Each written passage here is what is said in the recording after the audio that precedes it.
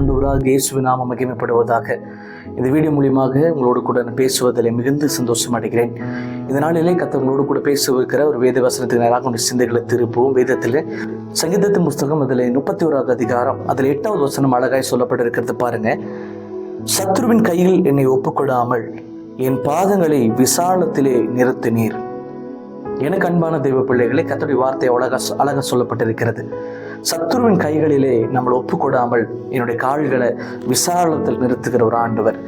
நாட்களில் கூட நம்ம பல நேரங்களில் யோசித்து இருக்கிறோம், இந்த பிரச்சனையில் என் வாழ்க்கை முடிய போகுது. யோசித்து பாருங்கள், எத்தனை தடவை யோசிச்சிருப்போம் என் வாழ்க்கை இதோடு முடிய போகுதுங்க அப்படின்ட்டு உங்கள் ஜீவ நாட்களை திரும்பி பாருங்கள்.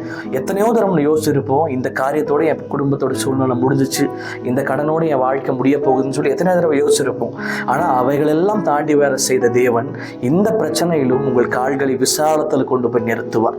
ஒருவேளை இன்னைக்கு நெருக்கத்தின் மத்தியில் இந்த வீடியோ நீங்கள் பார்த்து கொண்டு இருக்கலாம். தேவை ஒரு பக்கம், குடும்ப சூழ்நிலை ஒரு பக்கம், தனிப்பட்ட வாழ்வில் சில பிரச்சனைகள் ஒரு பக்கம். ஒருவேளை நீங்கள் அப்படிப்பட்ட வாழ்க்கையை வாழ்ந்து கொண்டு இருக்கலாம்.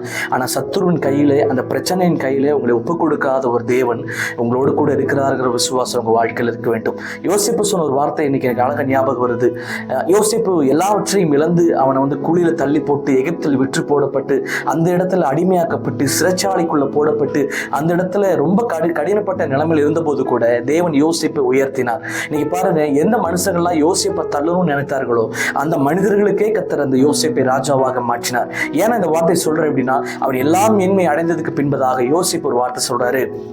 என் சகோதரர்கள் எனக்கு தீமை செய்ய நினைத்தார்கள், ஆனால் என்னுடைய ஆண்டவர் அந்த தீமையை எனக்கு நன்மையாக முடிய பண்ணினார்.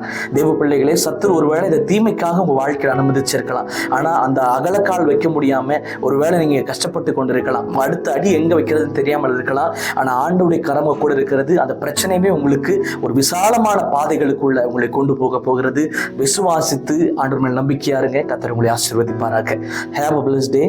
God bless you.